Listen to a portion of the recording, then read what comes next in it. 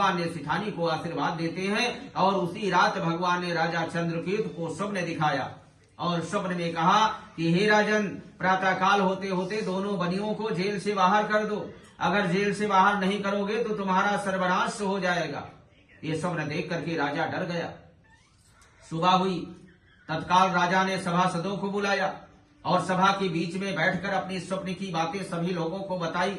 उसके बाद में दूतों को आदेश दिया कि जाओ दोनों बनियों को जेल से बाहर ले आओ।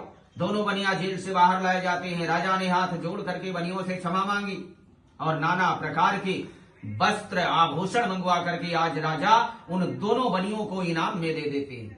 अब जब दोनों बनियों को बहुत सा धन दौलत मिल गया तो वो घमंड में हो जाते हैं। सोचने लगते हैं कि हमारे समान अब कोई दूसरा नहीं है, हमारी बुद्धि के बराबर किसी दूसरे की बुद्धि नहीं है। यानी अपने आप पे, अपने बुद्धिमत्ता पे उसे घमंड हो गया कि ये सारा धन हम अपनी बुद्धि के अनुसार अर्जित किया हूँ। इसीलिए जीवन में कभी किसी को किसी प्रकार का घमंड नहीं करना चाहिए। यदि कोई भी प्राणी यदि घमंड करता है तो भगवान उसके घमंड को अवश्य तोड़ते हैं, क्योंकि भगवान का जो मुख्य आहार है वो घमंड ही है। इसलिए किसी का घमंड कभी चलता नहीं है। आज बनिया के अंदर घमंड व्याप्त हुआ कि अपने आप पे घमंड जैसे ही उसने किया वैसे ही भगवान ने निश्चय किया कि आगे चल करके इसका घमंड भी तोड़ेंगे।